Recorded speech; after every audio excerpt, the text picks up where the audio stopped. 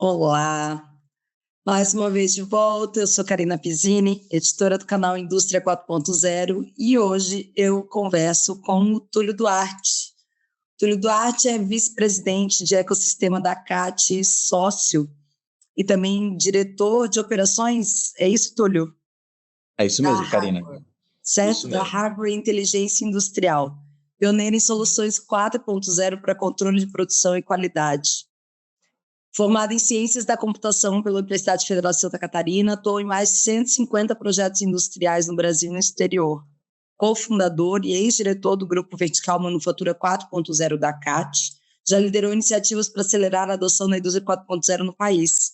Agora há pouco eu estava conversando com o Túlio, né, nosso oi, nosso welcome back ali, e a gente trocou uma ideia sobre o nosso último encontro, que foi na FEIMEC, né, que a gente estava ali, você estava junto com a Vertical, né, Túlio, com várias indtechs, startups representando a CAT no espaço, né? É isso mesmo. Bem-vindo. Obrigado, Karina. Obrigado. É uma honra, né, falar contigo mais uma vez, né? Gosto muito do teu trabalho. Lá na FEMEC foi bem bacana mesmo o nosso último encontro, porque a gente que tem empresa, né, que fornece solução de tecnologia para a indústria, né? A gente tem que estar conectado com o mercado.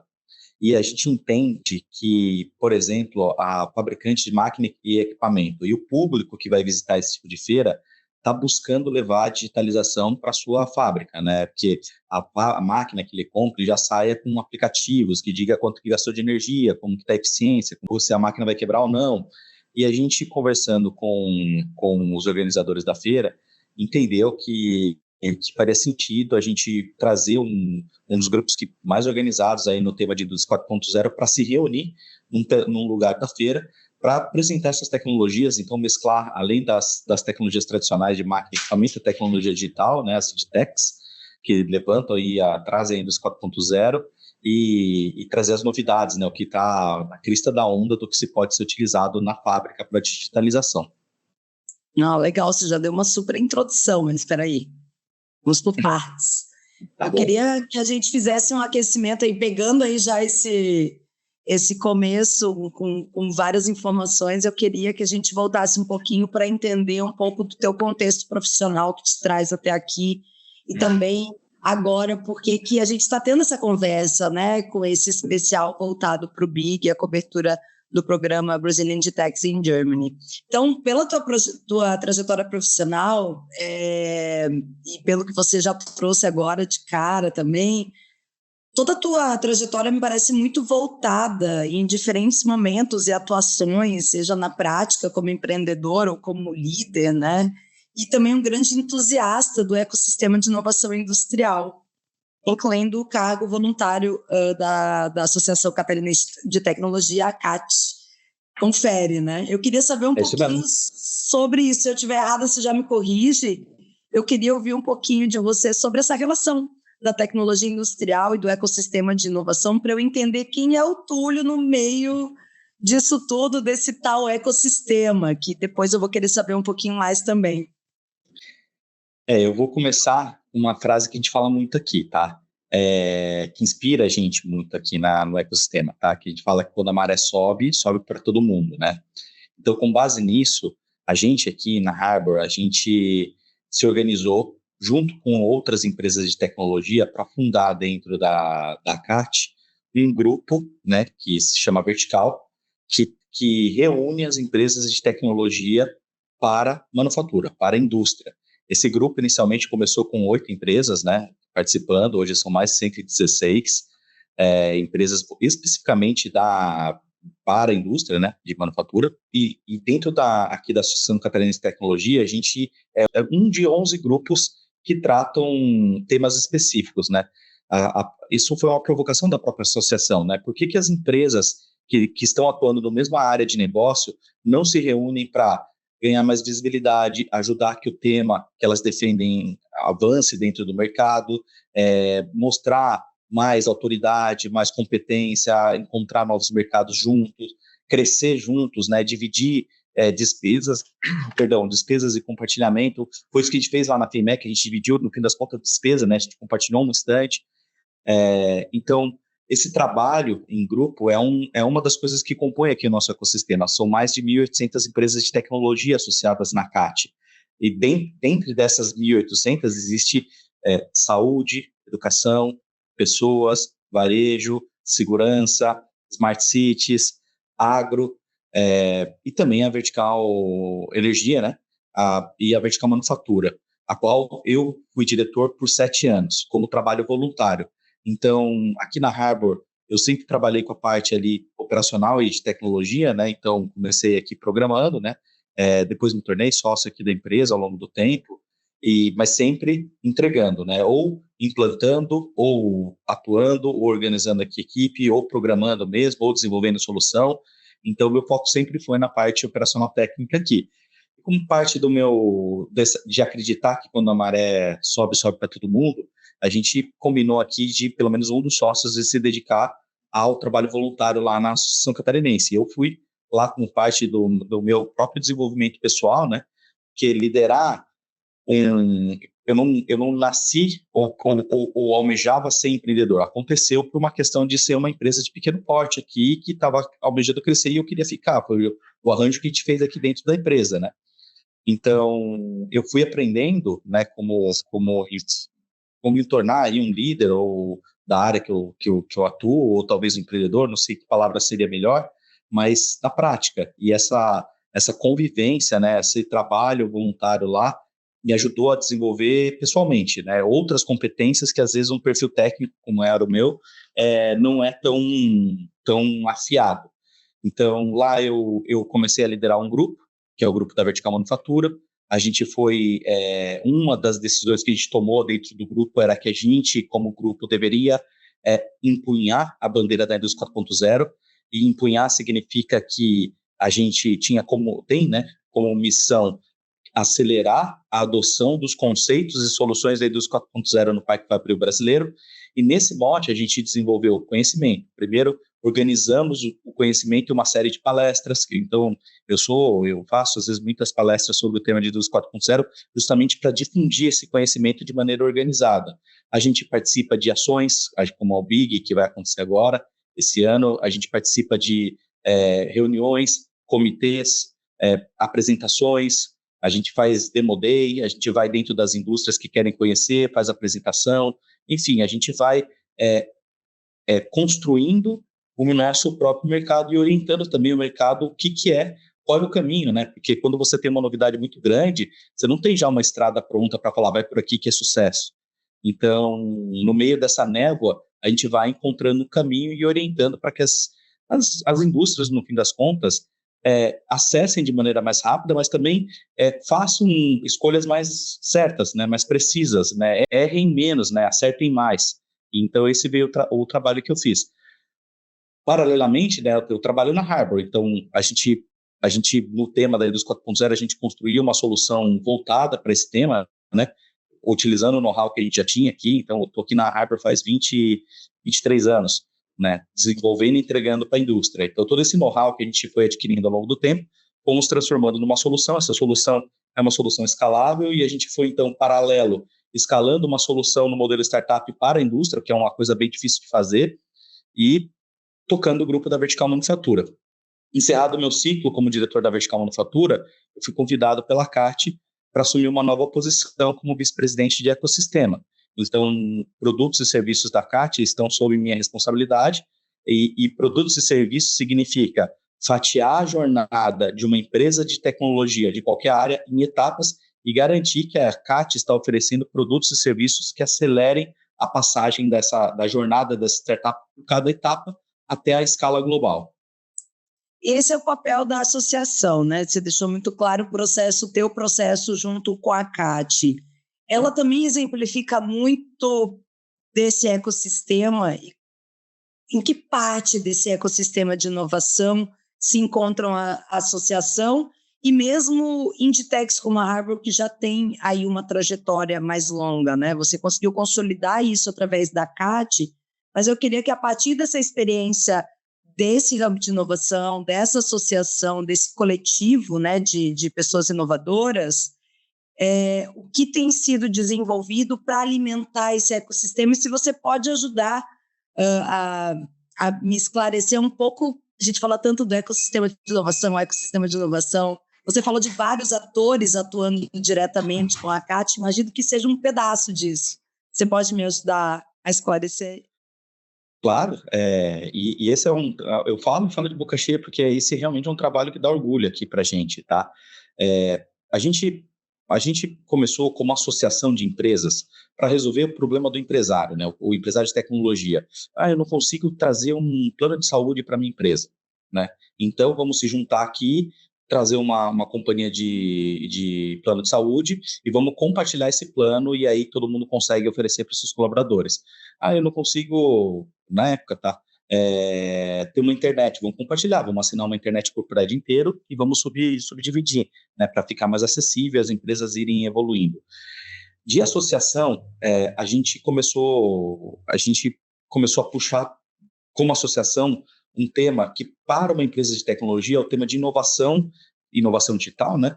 É super importante para a agregação de valor, senão a empresa de tecnologia ela vai estar sempre prestando serviço. E agregar valor, ou seja, o que é agregar valor? É transformar um conhecimento adquirido num passado prévio, por exemplo, um aluno que fez uma graduação, um mestrado, um doutorado, conseguir transformar esse conhecimento num produto e num serviço, e se possível que esse produto e serviço atenda uma dor, e essa dor, se possível, que seja para o mundo inteiro. Então, conceitualmente, a gente pensou, bom, isso aqui é o processo de inovação como um todo. Vamos atuar em que parte? Vamos atuar a partir do momento que a pessoa tem uma ideia, que pode já virar um produto, ou pelo menos um MVP, um protótipo desse produto, e transformar esse protótipo num negócio. Então, essa jornada entre o protótipo, ou a ideia do protótipo, no negócio, é o que a gente dividiu, que a gente fatiou. E para cada etapa dessa que a gente fatiou, a gente foi desenvolvendo produtos e serviços. E os produtos e serviços que a gente não consegue fazer com braço próprio, nem faz sentido fazer, a gente vai distribuindo dentro das outras entidades que estão conectadas com a gente. Então, com o Feeds Lab, por exemplo, né, que é um programa de conexão com a indústria direta, a gente pega as empresas de tecnologia que já estão naquele fase de maturidade mais alta, já estão atendendo, né, indústrias com maior porte, e consegue aplicar e faz a conexão para entender que se a aplicação da tecnologia dessas empresas pode ajudar o mercado diretamente. Mas a gente pega lá o cara que tem uma ideia, né, e ideia ajuda ele a construir nos primeiros programas, chamado, por exemplo, Jornada Startup, está lá na primeira ponta. A gente vai fazer uma validação se aquela ideia tem espaço no mercado. É isso que o Jornada Startup é. A pessoa sair dali com a validação de que aquilo vai um dia vender. E não só com a validação, que aquilo saia de um projeto ou num protótipo Manbebe para algo que ele consiga apresentar em termos de negócio. É um dos programas que tem lá no início. Depois ele pode pular para a incubadora. A incubadora vai ser um projeto que a gente tem, é um processo que a gente tem aqui, um programa, na verdade, que é um dos que eu mais gosto, chama MidTech. A metodologia é desenvolvida pela CAT, o fomento é pelo Sebrae, é uma parceria bem bacana com o Sebrae, e aí a gente por isso que eu tô enfatizando primeiro para agradecer, mas também porque quando a gente fala de ecossistema, né, é o outro ator que está lá junto com a gente.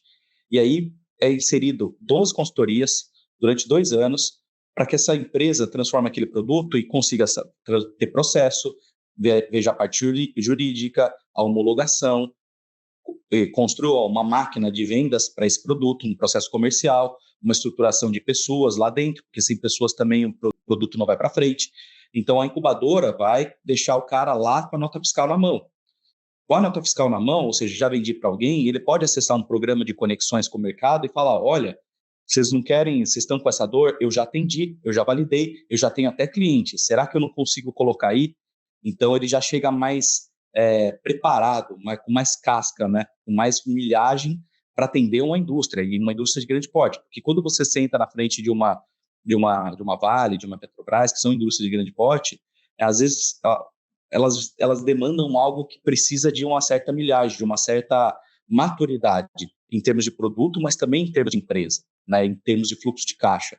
Então, por isso que esses programas de conexão, né, que no nosso caso aqui é o Link Lab, no caso da Fins é o Fins Lab, né, são para empresas, às vezes, startups que estão mais maduras. A não ser que a empresa, a corporate, né, que é como a gente chama, venha buscar uma cocriação, que é pegar mesmo um protótipo lá e investir para que esse protótipo vire um produto, para absorver o produto, não a empresa e tal.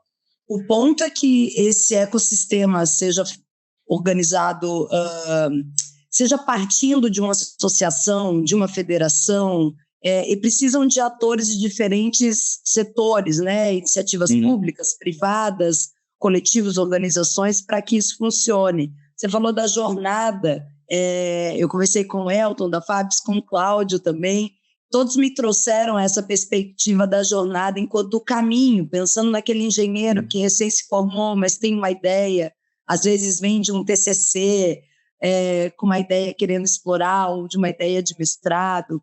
E eu tenho notado, já há mais de 10 anos cobrindo o setor, que eu tenho a sensação de que nos últimos 10 anos esses ambientes de cooperação, de comunidade, né, de desenvolvimento tecnológico e industrial, os hubs de inovação ganharam mais força. Isso é uma sensação ou isso de fato aconteceu com a tua perspectiva interna e de diferentes visões, né, de diferentes perspectivas da tua jornada? Como você enxerga se isso realmente aconteceu de fato, se você notou, se está acontecendo, onde estamos e para onde estamos indo com esse movimento? Não, ganhou força, né? Porque no fim das contas, o que a gente descobriu é que existe um método mais eficiente para inovar. E que quando você aplica em escala, você gera muito mais negócio. E todo mundo percebeu que entrando dentro desse método, estando dentro desses ambientes, você erra menos. A gente sempre tem esse lema lá, não bata a cabeça onde alguém já bateu, né? Então, eu, por exemplo, até trocando isso aqui para a nossa vida, a gente já fez um produto aqui na Harvard, esse produto não deu certo, foi um produto que não falhou. Então, durante anos, a gente prestou serviço, né, como empresa de desenvolvimento de projetos, representando software americano, mas o nosso produto mesmo ficou guardado na gaveta por essa má experiência. Quando a gente partiu para fazer de novo o produto, a gente já estava conectado no ecossistema. E ele veio muito mais forte, muito mais robusto e hoje é um maior faturamento da empresa, esse produto. A empresa tem mais de 20 anos, né? E o produto tem 5 anos. E ele já cobriu todos os outros 15 últimos anos de faturamento da empresa. Então, ali, a gente participando, a gente viu muita coisa que a gente podia ter errado e não estando no ecossistema, conversando, dividindo com as pessoas, validando, conectando, olhando como deve ser feito, a gente foi ajustando e melhorando, ajustando e melhorando. E as empresas percebem isso, as startups, elas percebem isso. Quando elas vão nos eventos, no Startup Summit, por exemplo, ou quando vai numa missão, ela percebe e ela vê que outros pares que estavam na mesma fase já resolveram. E ao conversar, ela percebe que existe um método por trás. E esse método está dentro dos ecossistemas. Então, o resultado, eu acho que não tem resultado melhor, né? Eu defendi em forma de argumento, de história, mas não tem argumento tão bom quanto os próprios números, né? Se a gente pegar aqui os números da própria CAT, a gente estava com 700 associados há 3 anos atrás. Estamos com 1.800 agora. A curva não é uma curva linear, é uma curva exponencial de associados, mas mais do que associados, aqui em Santa Catarina são mais de 6 mil empresas de tecnologia já. Florianópolis tem mais empresas de tecnologia já do que padaria. Então, são números muito robustos de criação, de geração de novos negócios, de uma velocidade muito alta. E tem um número que eu gosto muito, Karina, que uma empresa que participa do ecossistema, tá? Que não participa do ecossistema, fatura em média R$70 mil por pessoa, tá? As empresas associadas da CAT, por exemplo, elas faturam R$250 mil em média por pessoa, né? Então, um número muito maior, né? 4 vezes mais, né? Quase, do que uma empresa que não participa. Então, isso são evidências, na minha opinião, muito fortes, né? Que faz sentido participar e faz sentido que esses ambientes cresçam, porque a gente recebe muita visita aqui. Então, e dessas visitas saem projetos que inspiram outro. Quando a gente está falando desses resultados, eu queria entender, óbvio, né? Uma empresa que se forma com objetivo financeiro, lucrativo, de venda de serviço, de atender uma dor, uma demanda. Quando uma startup entra, jovem, né, recém-formado ali, não está entendendo aí no mercado, né? A universidade não ensinou como isso acontece, talvez não tenha ensinado como ser um inovador ou um empreendedor, talvez tenha educado para outras áreas do conhecimento que são necessárias para chegar nesse lugar. Eu queria que você me dissesse, dentro dessa trajetória, quais as lacunas que as Inditechs ainda sofrem e qual é o grande sonho delas? Quando elas entram, o que é o sonho da vida, o que faz brilhar os olhos? A resposta pode até ser faturamento, mas eu queria sair do óbvio, assim, né, e tentar entender um pouco desse desejo inovador que está por trás para sustentar no mercado, em um mercado nacional e também internacional, né, que é onde a gente vai entrar logo na nossa conversa. Perfeito. Não, todo CNPJ objetivo é o lucro, tá? Isso não há razão de existir objetivando o lucro, mas eu entendo o que você está dizendo, que assim, que a gente desenvolveu, tá? A gente e todo mundo tem feito isso. Qual é o propósito, no fim das contas, né? Que vai além dessa questão óbvia aí de lucro, porque lucro tem a ver com sustentabilidade também. Aqui atrás tem uma frase, né? Transformar o dia a dia da indústria como ninguém. Esse é o nosso propósito aqui na Harbor. O impacto que a gente gera na competitividade da indústria brasileira. É isso que nos move aqui dentro e é isso que a gente tenta transmitir para todo mundo aqui dentro e transmitir, obviamente, para todo mundo para que a gente consiga transmitir, no fim das contas, para o nosso produto e para o nosso serviço. Então, uma das coisas que a gente sempre fala lá na CAT, e quando pega uma empresa, fala, tá, você vai fazer isso com qual propósito? Qual é o propósito? Porque o propósito, ele guia como o produto vai ser e como o negócio vai ser. Então, é o primeiro ponto que a gente pergunta sempre para uma empresa quando ela vai ser incubada, faz parte lá das entrevistas. Outro ponto que, como você bem comentou, e aí indo um pouco mais para trás do início da sua pergunta, né, sobre as competências. Hoje, quando a gente está, por exemplo, pega a nossa incubadora lá, o Midtech, né, a gente orienta para que quem queira acessar o programa, que a equipe que vai formar a empresa tenha todas as competências necessárias. A gente lista 3 áreas. A gente lista o cara de negócios, o cara de processos e o cara técnico. Porque o cara técnico sozinho, ele vai fazer um bom produto, mas ele não vai conseguir operar isso no mercado. E o cara que consegue operar no mercado não consegue vender. Então, essa é geralmente como a gente fomenta a base. Então, pode até ser que a startup venha com 2 pessoas só, mas essas 2 pessoas, elas têm que dividir esses 3 papéis. E a gente fomenta, geralmente, que existam esses 3 papéis e talvez até em pessoas separadas, para que cada um comece a acelerar mais forte em cada uma dessas 3 áreas e aí sim conseguir transformar o produto num negócio.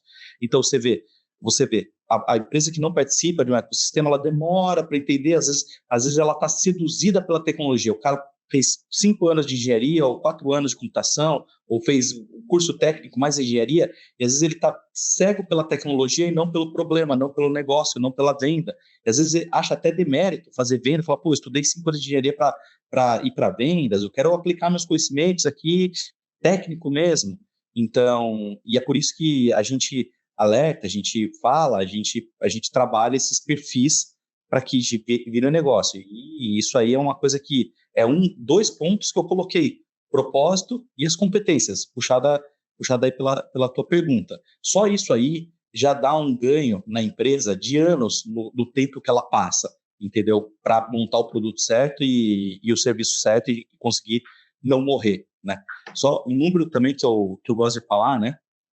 Lá no Midtech, de cada 10 empresas que acessam o programa do Midtech, 9 continuam vivas. E isso é um número muito impactante, porque é um número muito alto. Esse é um dos números da componente de análise que fazem com que o Midtech ganhe por 3 vezes seguida, e a gente está aplicando agora, mais uma vez, um prêmio do ranking da UBI Global como uma das 5 melhores incubadoras do mundo, né? Então, faz sentido estar perto de ecossistema? Na minha opinião, faz todo sentido do mundo. Dentro dessas competências e mesmo desse modelo de cooperação que você traz, por que, né, e agora faça a conexão com o Big, por que o interesse da CAT ou da Harbor, e eu quero que você me diga se você vai estar na missão nesse ano, novamente, 2025, em nome de quem ou de você mesmo, né? Participando, por que internacionalizar? né? Onde entra a internacionalização nesse ecossistema de inovação, considerando que a gente está falando de algumas competências muito básicas, e depois eu vou querer também saber um pouco mais dessa parte de capacitação também voltada para a internacionalização, que tem alguns diferenciais, né? Mas eu queria entender por que, então, dentro desse ecossistema, a internacionalização entra como um chamariz para as Inditex e mesmo para a CAT. Perfeito, Karina. A gente foi como Harbor no ano passado já, e eu vou como a CAT, né? Então eu vou responder como a CAT, como vice-presidente de ecossistema aqui da CAT, né? Embora, assim como o médico, que se alguém cair com algum problema na rua, vai atender, se me chamar para fazer um pitch, eu vou fazer. Mas indo como a CAT, né? A minha missão lá, o Big, ele reúne, né? A gente sempre fala assim, quando você vai numa missão, além de tudo aquilo que você vê de um aprendizado da cultura, da internacionalização, você estreita um laço de relacionamento com atores significativos muito fortes. Eu sempre digo que você conhece bem a pessoa quando você trabalha junto, quando você viaja junto, quando você casa, né? Então, esse é um dos jeitos de ter um relacionamento muito forte. O grupo, por si só, é um grupo muito bacana, né, de pessoas, atores que estão dentro do mercado, dentro da parte da indústria, que já passaram por onde outras empresas podem passar. Então, como a CAT, eu vou lá ver, você já passou por aqui? Será que eu não consigo transformar isso num programa na CAT? Eu vou lá ver o que as outras empresas, o que as outras instituições estão fazendo, o que o mundo também está procurando, e tudo isso aí a gente mescla e traz de volta e tenta aperfeiçoar nossos produtos e serviços aqui para que não seja ocasional uma empresa pensar em uma ideia e conseguir ir para o mundo com essa ideia, para que isso seja proposital, não ocasional, para que isso seja uma máquina, um volume, uma linha de produção de inovação global. E aí entra e a sua segunda parte da pergunta, por que ir para fora, né? O mundo ele está muito competitivo, né? Quando você olha para uma solução de tecnologia, né, a gente sempre fala assim, a sua solução de tecnologia, ela deveria estar sempre mirando o mundo. Você pode escolher não ir para o mundo, mas ela deveria estar sempre mirando o mundo, porque a velocidade é muito rápida no setor, e a chance de uma outra pessoa em um país totalmente distinto estar fazendo algo parecido e muito melhor que você é muito alto. Então, a ambição para ir para esse caminho deveria ser uma ambição natural, deveria ser sempre olhada como um caminho natural. A gente também tem uma questão que eu acho muito importante, que é a questão de como o mercado está atualmente. A profissão do programador hoje é uma profissão global, né? Então, uma empresa, né, para manter se manter funcionando, ela precisa de uma boa equipe de cérebro, de pessoas, né, competentes, engajadas e assim por diante. E só que essas pessoas elas têm opções de trabalhar em qualquer lugar do mundo. Então, esse movimento de ser internacional tem a ver também com o movimento de pessoas. Como é que você pode criar um ambiente onde você gera perspectiva interna para todo mundo crescer, né, consegue pagar bem as pessoas aqui dentro, né, sem pensar em faturar em dólar e trazer isso para uma operação aqui nacional, sem conseguir construir um caminho onde você tem a chance de atender com a sua solução outro país, outra empresa que tem a mesma dor, e a gente às vezes não se recusa a fazer isso. Não que as pessoas se recusem, mas não tem essa ambição, né? Você está deixando de gerar uma perspectiva interna para o crescimento de todo mundo.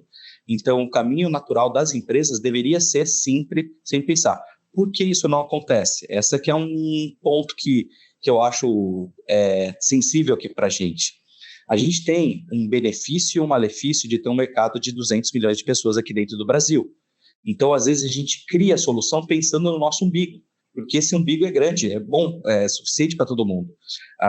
Mercados como Israel, por exemplo, não pode se dar o luxo de pensar só no próprio país.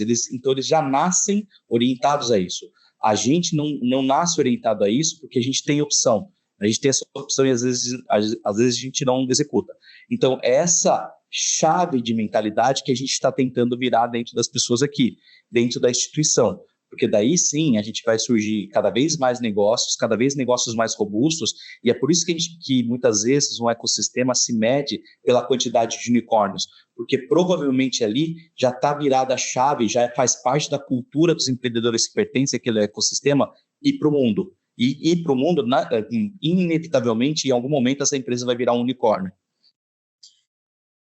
É muito mais até uma perspectiva geográfica, né, de localização, né? Então, quando você está no país europeu, as fronteiras são muito mais Favorecem? próximas, a negociação internacional, ainda que haja uma distinção de língua e de cultura, ela é mais natural, enquanto para nós é uma questão regional, né? Que cada região tem suas características, mas a gente ainda divide o mesmo eixo cultural, a mesma língua, então mais fácil. Isso, eu fiquei pensando na experiência da Harvard, que você falou que a Harvard participou, foi ano passado ou foi em 2023, Túlio? Acho que foi 2023, Karina, você está certa. O Paulo que participou, né, da missão Isso mesmo, dos testes isso na mesmo. Alemanha. Conta um pouquinho como é que foi o impacto da ida do Paulo à missão. O Paulo, primeiro que eu sempre gosto de falar dele, do trabalho dele, né, meu mentor aqui sempre vai ser pessoa que eu admiro muito, né, ele é o fundador da empresa, ele puxou a ida lá em 2023, né. A gente, observando o LevMass, a gente queria entender se a dor que a gente atende é global, tem que começar fazendo um processo de validação e abrir um novo mercado. Então, eram 3 perspectivas ali. Primeiro, será que o LevMass seria bem aceito fora daqui, do jeito que a gente oferece ele aqui para o Brasil? Essa é uma primeira pergunta, né? A segunda pergunta como é o mercado? Quanto que cobraria para o LevMass? Quanto que o mercado está disposto a pagar? Tem outros concorrentes fazendo? Como é que eles estão resolvendo essa dor se não tem lá o LevMass ainda? Foi uma segunda pergunta, né? E a terceira é aquela que eu comentei. Você abrir um mercado internacional, além de levantar a barra aqui dentro da empresa, né? Também oferece novas perspectivas para todo mundo aqui dentro, né? Faturar numa moeda forte, conseguir trazer isso para dentro da empresa. Então, ele foi com essas 3 perspectivas. Será que para acessar um novo mercado precisa de um representante ou eu consigo fazer remoto? É uma dúvida que ele tinha para ir. E a missão serviu justamente para clarificar, entender melhor como isso funciona, ver os outros operando, né? Porque, por exemplo, o representante, ele não foi atrás necessariamente de um representante, mas uma das outras startups que estavam no Big foi atrás de representante e fez um bom negócio. Então, ele observou, de repente, para ir para fora, o melhor caminho para a empresa de tecnologia SaaS, B2B, manufatura, possa ser ter uma representação local mesmo. Então, a missão, né, foi conhecendo, foi vendo novas tecnologias que a gente poderia agregar, e isso ele foi desenvolvendo. Além disso, a prática de abrir, de conectar mesmo com o mercado, né, fazer pitch, trazer leads aqui de fora, que a gente está avaliando sempre, né? Então, isso foi uma coisa bacana. E também tem um ponto que é muito interessante, né? Que é como são gerações, né? Como são gerações. O Paulo é de uma geração, o Cássio é de outra geração, o Igor é de outra geração, e eu estou citando o nome de 3 empreendedores que foram e se conectaram muito bem lá. Né? Então, e como cada um apresenta, como cada um é abordado comercialmente, como é o pitch, né? A gente que está bastante tempo no mercado não era acostumado a falar, vou fazer meu pitch, eu vou fazer minha venda, né? Então, e a venda, ela leva um tempo e ela leva um tempo necessário para fazer a venda. O pitch não, é 3 minutos e você tem que passar o recado de maneira objetiva e tem que entender esse processo como um todo. Então, esse é uma coisa bem bacana que aconteceu lá, que foi relatos que ele trouxe sobre a ida, né? Fora isso, também tem um ponto importante que ele trouxe. A gente aqui no Brasil, a gente enxerga no máximo a Europa. A nossa visão é Estados Unidos e Europa. A gente não enxerga muito o que está acontecendo na China, no Japão, na Indonésia, no lado oriental do mundo. E tendo lá, junto com tanta gente, encontrado tanta gente de tantos lugares do mundo, e um falando, fala com esse, fala com aquele, tudo mais, faz a gente ter uma aceleração do que acontece onde a gente não está acostumado a ver. E é o que um amigo querido nosso, Cláudio, fala: uma vez que você vê, você não desvê mais. Então, trouxe um senso de urgência no que a gente precisa acelerar muito forte. E não um senso de urgência só aqui para Harbor, trouxe um senso de urgência pelo que a gente faz dentro do ecossistema. Né? Tem ecossistemas muito mais avançados que o nosso, voando, fomentando um novo mercado que um dia pode sobrepor o nosso aqui. E a gente sempre fala que o nosso mercado da tecnologia pode ser um futuro, né? Um mercado futuro para o país. Hoje a gente é bastante conhecido pelas commodities, pelo agro, né? E a tecnologia podia ser um novo mercado de alto valor agregado. O Brasil tem condição para isso, mas é aquela coisa. A gente tem condição se a gente construir e se a gente conseguir ser mais rápido que os outros. Então, esse senso de urgência ele também trouxe e foi bem bacana. Legal. Você trazendo isso, eu volto para a capacitação, porque é sempre, né, cobrindo o setor, as pesquisas sempre mostram que essa é uma das principais lacunas do desenvolvimento da manufatura 4.0 no Brasil, né? Então, para finalizar a nossa entrevista, eu queria que você me falasse um pouco da tua visão ampla da indústria 4.0, como você está vendo a evolução das indtechs brasileiras nos próximos 5 anos. Se a gente está preparado para levar a digitalização industrial a um nível de reconhecimento global, semelhante ao que você mesmo falou, os avanços que o Brasil tem conquistado, por exemplo, na transformação digital do setor público. Né? Em que momento a gente está? Como você enxerga esse futuro? De maneira geral, as indtechs no Brasil, tá? Eu acho que elas estão muito à frente do que o mercado está. Tá? E eu vejo muita indtech super preparada com soluções que provavelmente a manufatura no Brasil vai adotar daqui a 3, 4, 5 anos. Né? Por outro lado, a gente também tem que dividir o Brasil de acordo com o tamanho das indústrias aqui.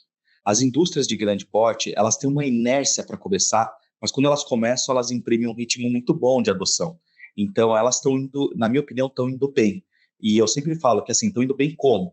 Indústria 4.0 é um conceito horizontal. Dentro do conceito horizontal, assim como música é o conceito horizontal, dentro da música você tem o pagode, o samba, o rock, o pop, o clássico, são estilos diferentes. E um estilo não tem a ver com o outro, embora tudo seja música. Indústria 4.0 também. Dentro do estilo Smart Manufacturing, que é você usar a informação para ser melhor operacionalmente, melhorar a sua operação com base na informação. Por exemplo, quanto é que eu estou gastando de energia na máquina? A minha máquina vai quebrar ou não? Esse estilo está indo muito bem no Brasil. As empresas estão adotando muito rápido. É a digitalização da fábrica. A digitalização antes estava só no escritório, a trabalhar orientada à informação. Agora está na fábrica, que é o que eu chamo de produção orientada para a informação. Porém, os outros estilos que existem, por exemplo, a produção autônoma, isso quase não existe no Brasil. No Oriente existe. Isso está muito avançado lá. O que é a produção autônoma?